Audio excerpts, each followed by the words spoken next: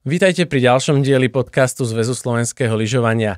Dnes sa budeme rozprávať o vzdelávaní, o tom, čo je na tejto práci zaujímavé a prečo sa oplatí vydať sa cestou lyžiarskeho alebo snowboardového inštruktora.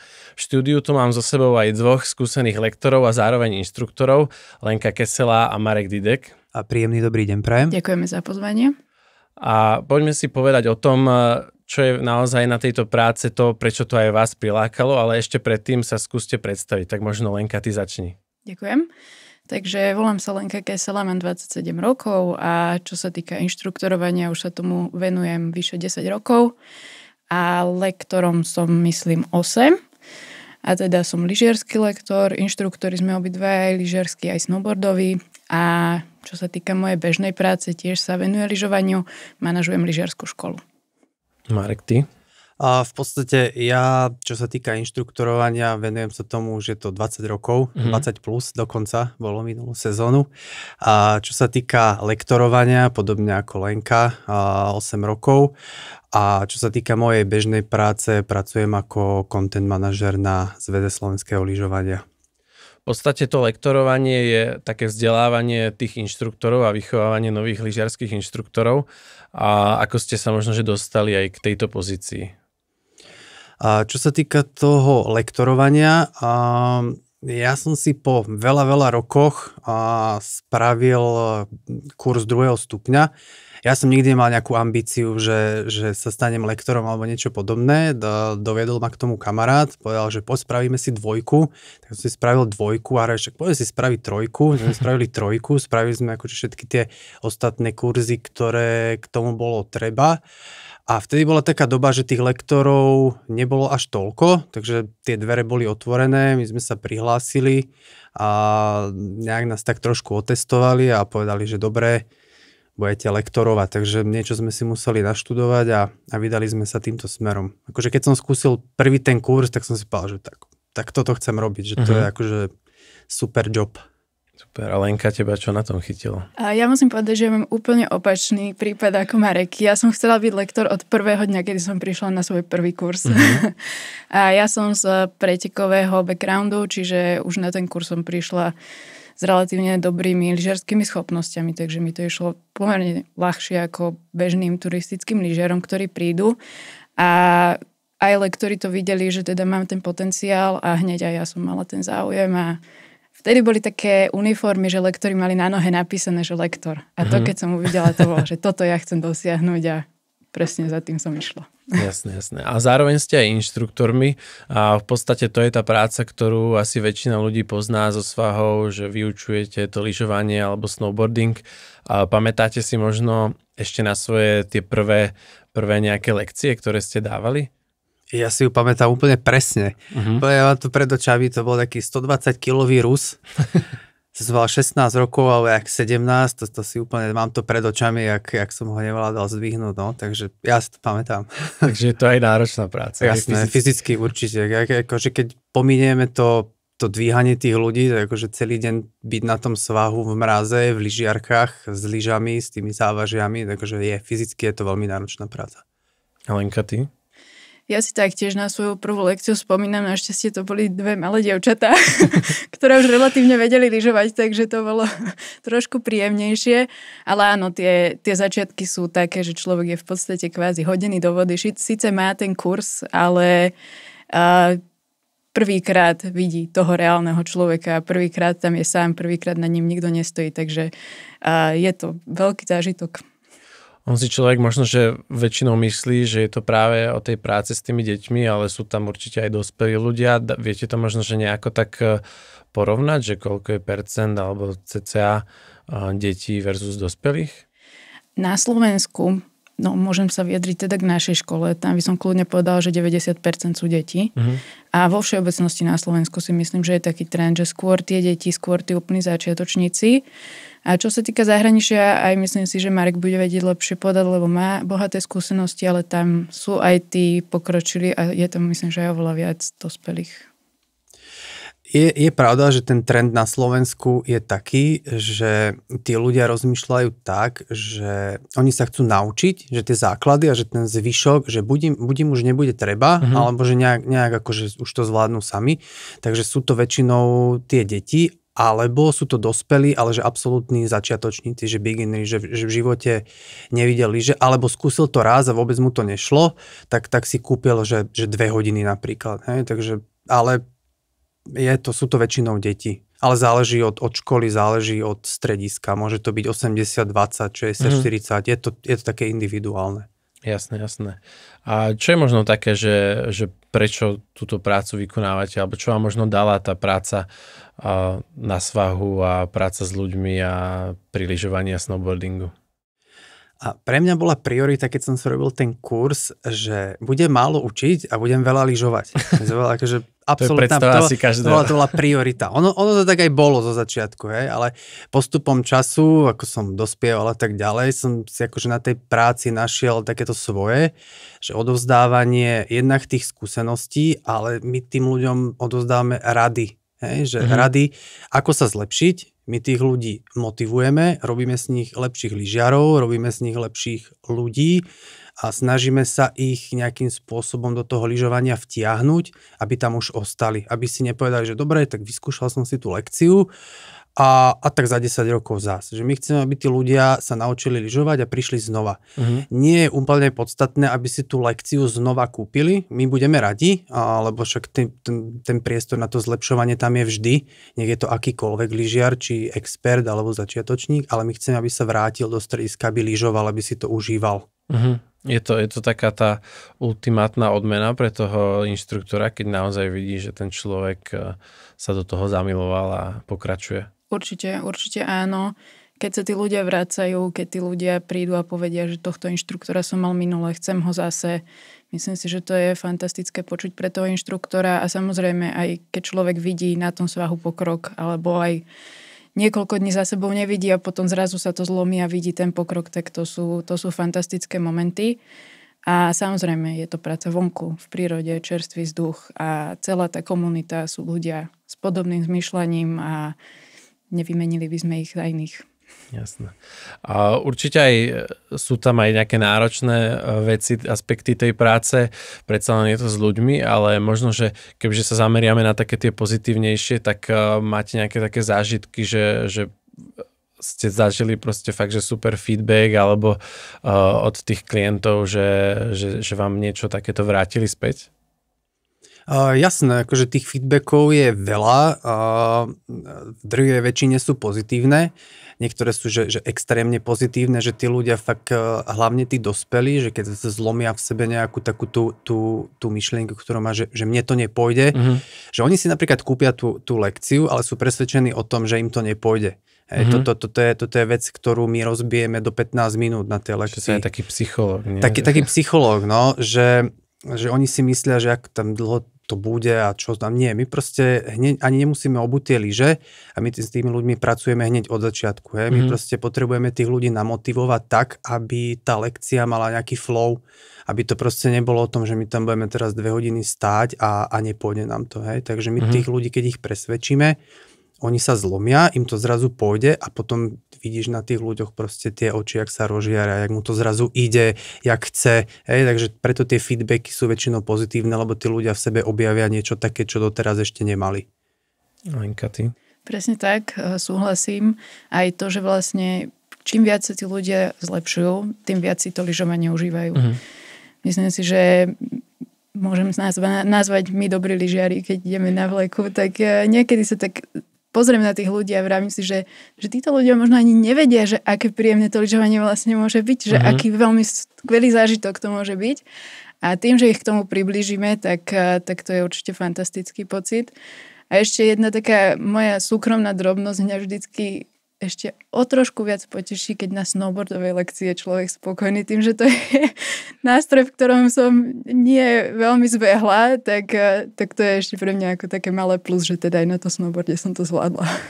Čiže dalo by sa povedať, že tá vaša práca je postupom času ľahšia a ľahšia, keď akože spravíte dobre ten na 100%. Na 100% je to ľahšie a ľahšie. A aj z toho pohľadu, že inštruktor je postupom času skúsenejší, tie soft skills to nazvem, čiže to, čo nesúvisí priamo s tým jazdením, sú častokrát o mnoho dôležitejšie aj ako tie hard skills, čiže možno slabší lyžiar, slabší jazdec môže byť o mnoho lepší inštruktor, pokiaľ dokáže dať zo seba to najlepšie tomu klientovi, ako nejaký fantastický expert, ktorý je proste chladný a nevie to napríklad tak dobre vysvetliť. A samozrejme aj s tým človekom. Keď už on sa do toho trošku chytí, už jazdí samostatne, už jazdí na vleku samostatne, je to mnoho príjemnejšie, ako keď mu treba držať špičky. Hej. A bolo na tejto práci možno niečo, čo vás prekvapilo, keď ste do toho išli, že zišlo z nej niečo, čo ste nečakali? No mňa prekvapilo to, že som sa stal lektorom. Pravda. Keď sa k tomu vrátim, že to vôbec nebol môj nejaký cieľ, nič. Takže mňa prekvapilo, že som sa tým vôbec stal. A prekvapia vždy ľudia. Či už pozitívne alebo negatívne, ale každá jedna lekcia je také jedno malé prekvapenie. Ja nikdy neviem pri novej lekcii, že čo sa tam skrýva. Proste otvoríš to kinderko a bude tam hračka, ktorú si chcel, alebo je tam úplne niečo iné. Ale to, ako sme mali tú predošlú otázku, že čím si skúsenejší inštruktor, čím si zvyšuješ tú kvalifikáciu, chodíš na tie kurzy, chodíš na prednášky, vytváraš si tie vzorce v tej hlave a tým skôr vieš reagovať na toho človeka, že aj keď tam není v tom kinderku tá hračka, ktorú si chcel, ale ty s ňou vieš pracovať. Máš ten vzorec, podľa ktorého to proste tú hračku vytvoríš. Super. Si asi mal rád tieto vajíčka. Tak jasné, tak to by nemal. Poďme si povedať možno, že ako prebieha to vzdelávanie. Keby niekto sa chcel zaujímať o takúto prácu, tak ako vyzerá vzdelávanie inštruktorov? Nechám na Mareka, on je v tomto expert. Ďakujem. V podstate my máme 4 stupne vzdelávania a to je animátor, 1. stupeň, 2. stupeň, 3. stupeň.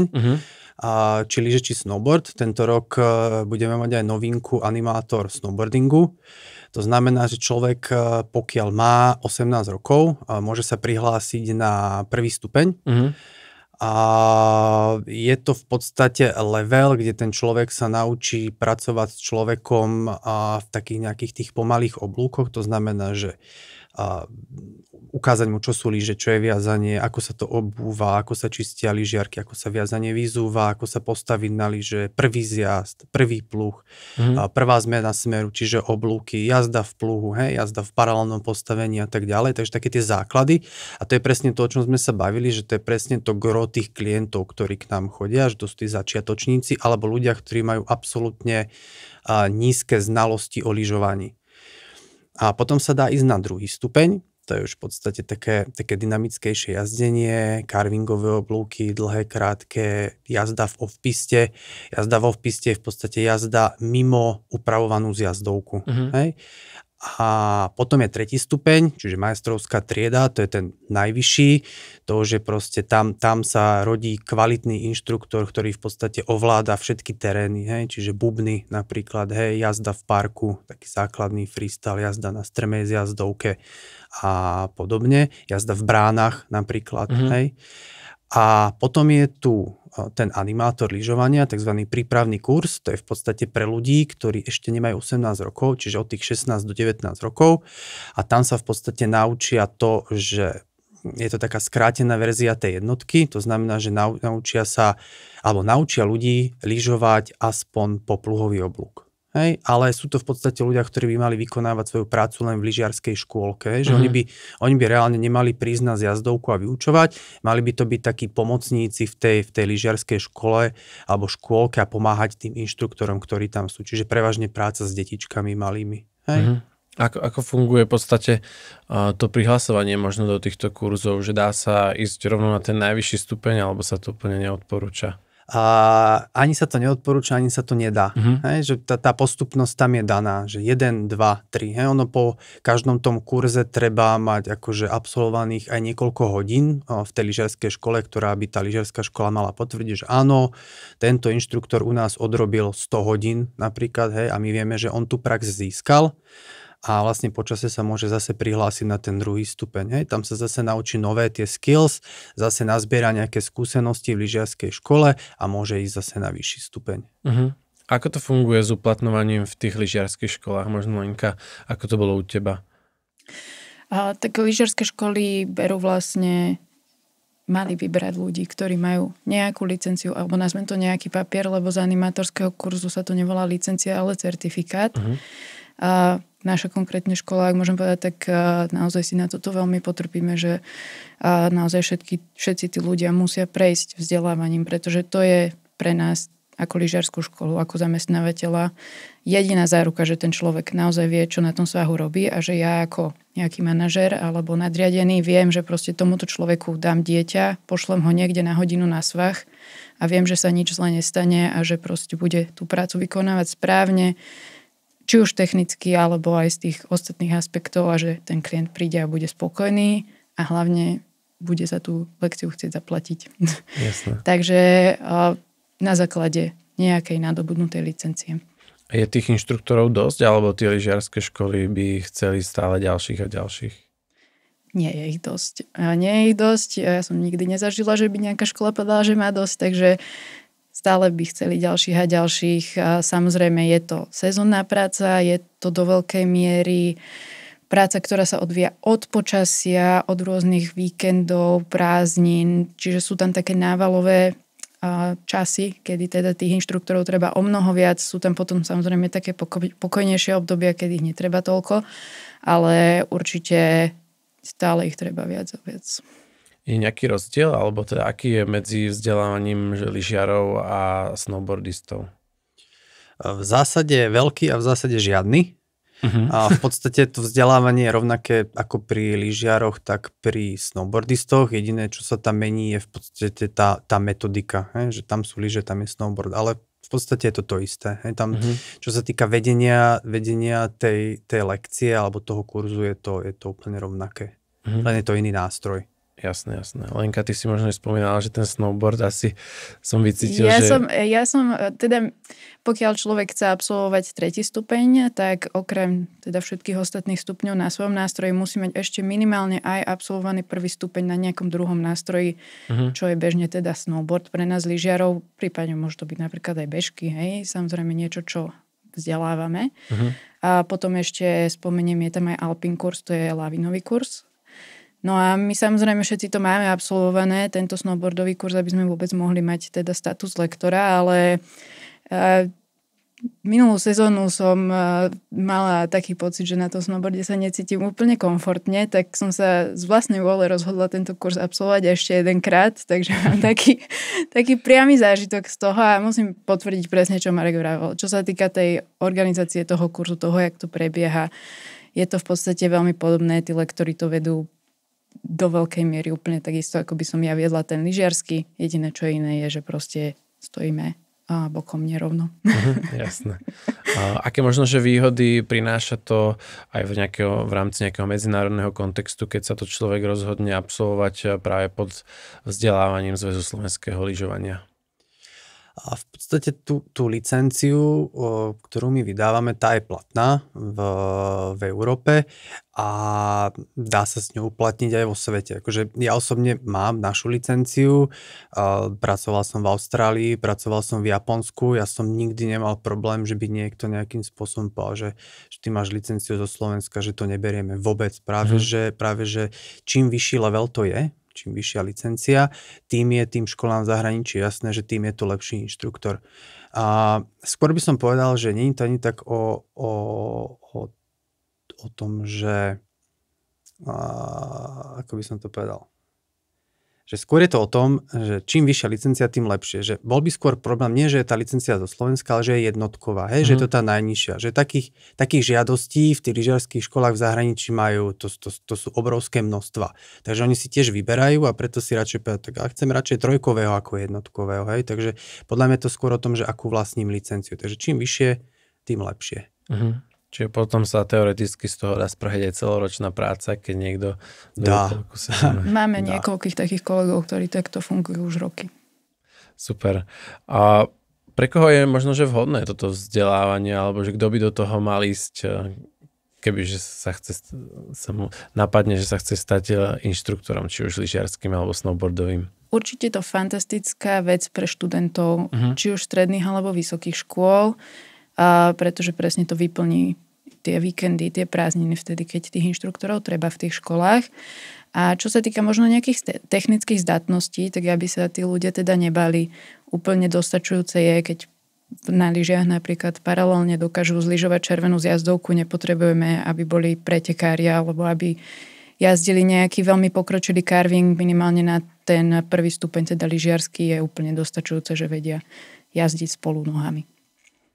Aké sú možno, že také tie benefity, ktoré prinesie táto práca? Okrem toho sme sa bavili, že je to vonku a v prírode, na dobrom vzduchu a takto, ale aké sú ešte možno nejaké benefity, ktoré získa možno človek aj v rámci toho vzdelávania?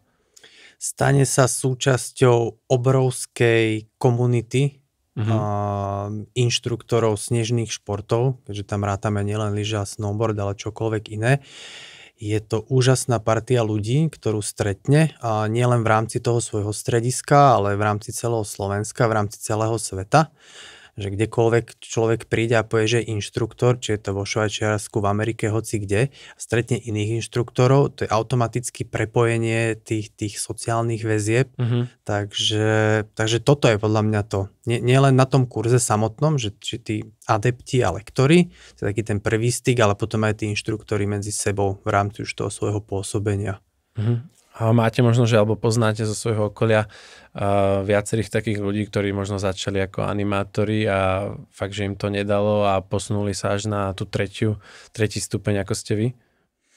Asi od animátora to ešte nestihli, lebo ten kurz ešte nie toľko dlho existuje, aby to vôbec stihli celé prejsť, ale všetci sme museli začať od tej jednotky, čiže vlastne všetci, ktorí sme sa tam dostali týmto spôsobom. A viacero z nás v tom lektorskom zbore, podobne ako ja, sme z toho pretekového backgroundu, čiže človek už príde na ten kurz s nejakými schopnosťami, ktoré ho predurčujú na to, že mu to pôjde trošičku ľahšie. Ale máme aj veľa lektorov, ktorí naozaj začali ako úplne bežní lyžiari a jednoducho sa do toho zažrali, makali, chodili na tréningy, veľa lyžiarských škôl má tréningy pre inštruktorov, aby sa zlepšovali, išli na tie kurzy a jednoducho sa vymakali takým spôsobom, že teraz sú úplná špička na Slovensku. Vy dvaja ste členmi aj niečoho, čo sa nazýva Demo Team a povedzte možno, že trošku o tomto.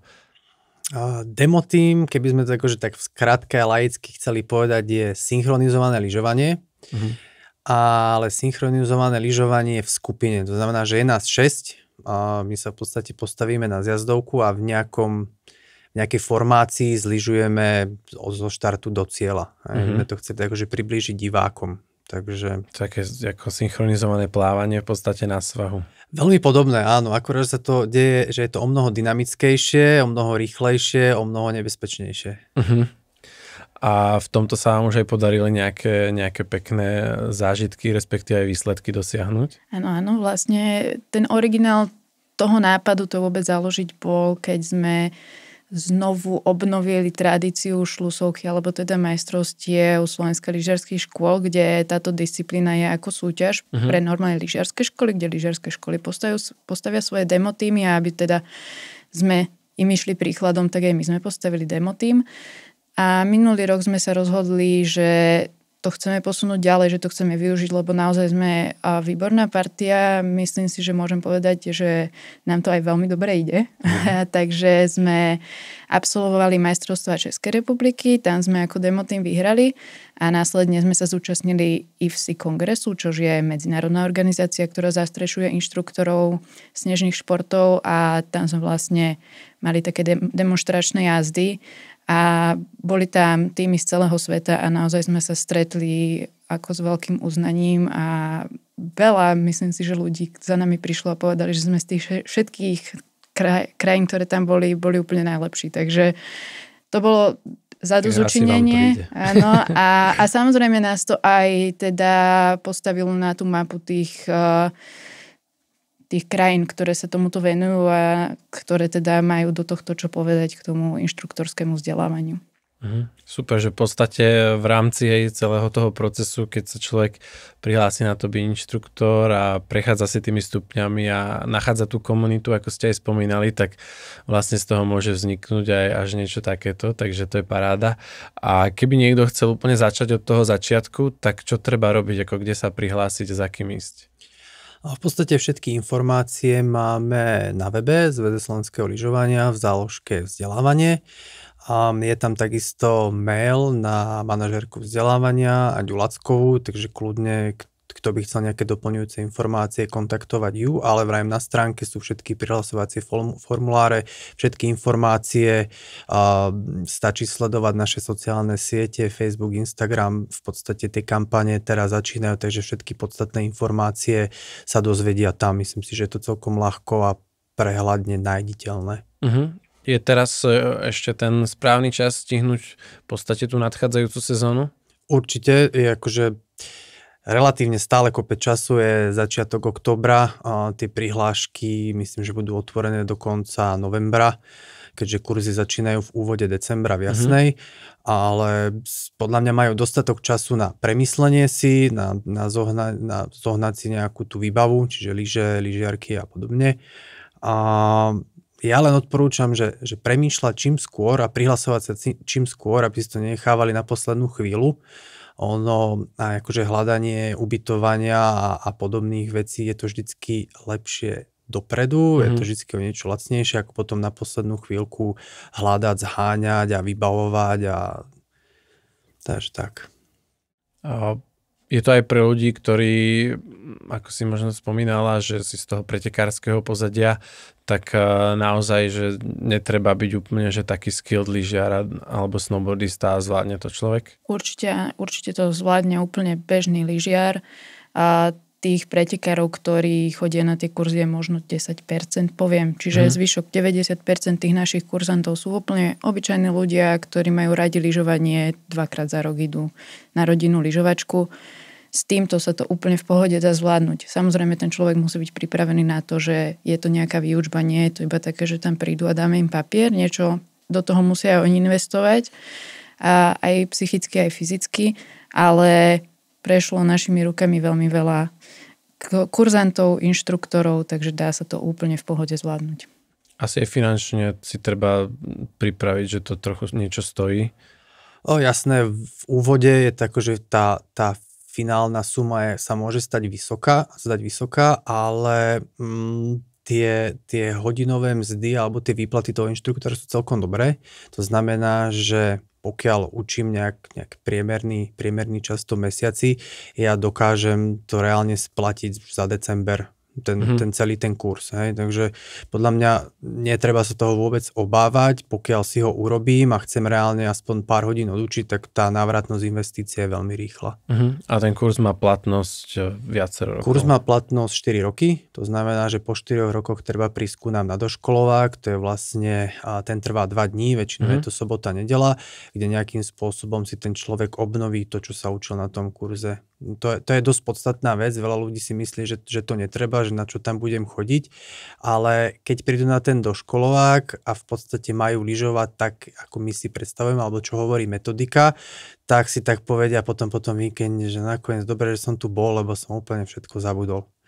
A jedine ten animátor, tam je platnosť dvojročná a nie je obnoviteľný ten kurz, čiže tam pokiaľ chce človek pokračovať, musí si spraviť potom ten prvý stupeň. Jasné, že je to v podstate také pričuchnutie k tomu. Také pričuchnutie a dokonca je ten kurz po animáku skrátený, že netrvá plných 9 dní, ale je niečo skrátený, keďže on už absolvoval nejaké tie veci v tom animáku, takže zase taký už vie. Také pozitívum toho. Dobre, super. A kebyže máte nejakú jednu vec povedať ľuďom, ktorí možno, že rozmýšľajú nad tým nejaký odkaz, tak čo by to bolo? Za mňa určite ísť do toho, ani nad tým nerozmýšľať. Je to fantastická príležitosť. Myslím si, že tí ľudia naozaj nemajú čo stratiť. Už len ten samotný kurz je neskutočný zážitok. 9 dní, jednak na svahu 9 dní sa človeku niekto naozaj venuje. Každý jeden jeho oblúk pozerá, hovorí mu, ako sa má zlepšiť. A samozrejme všetko okolo toho kurzu, spozná tam kopu ľudí, zažije kopu zábavy. No a potom už, čo sa týka toho samotného výkonu tej práce, tak je to nenahraditeľné. Je to office na svahu, kto to môže povedať. A naozaj sa tam dá veľmi slušne zarobiť. Kľudne tí ľudia môžu vyskúšať aj to zahraničie, precestovať svet. Precestovalo s tým veľa ľudí svet. A nemám čo viac. Marek, ty? A za mňa asi len, že treba mať otvorenú myseľ a byť pozitívne naladený, netreba sa toho vôbec obávať. Ako povedala Lenka, je to akože podľa mňa super príležitosť za stále podľa mňa nie veľké peniaze a spoznať nových ľudí a trošku k tomu pričuchnúť. A kto by sa aj tak nerozhodol túto zimu, že nie je si istý, že ešte do toho nechce ísť, odporúčam v apríli, bude zase šlusovka, tie medzinárodné majstrovstvá, odporúčam tam prísť, pozrieť si celý ten deň, ako funguje, aká komunita tam je a ja si myslím, že ak nič, tak práve tá šlusovka ho presvedčí o tom, že sem chcem patriť, chcem proste byť s týmito ľuďmi a chcem s nimi tráviť čas. Ja vám veľmi pekne ďakujem, že ste prijali pozvanie a prišli ste nám dnes do štúdia porozprávať. Mojimi dnešnými hostiami boli Marek Didek a Lenka Kesela. Ďakujem veľmi pekne za pozvanie. Ďakujeme. A pre vás všetkých ostatných, ktorí by ste mali záujem dozvedieť sa viac, tak sledujte Instagram alebo Facebook ZSL Vzdelávanie a nájdete tam všetky podstatné informácie.